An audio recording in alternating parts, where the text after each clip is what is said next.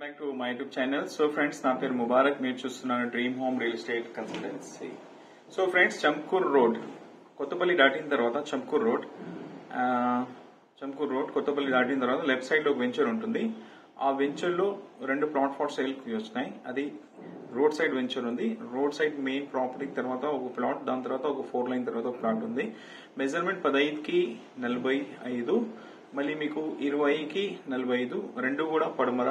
And sailor వచ్చి మీకు ఒక 12 lakhs నుంచి 14 lakhs వరకు మీకు ఫ్లాట్ వచ్చి అందుబాటులో ఉంటుంది. ప్రైస్ వచ్చి 12 lakhs నుంచి 14 lakhs వరకు ఉంది.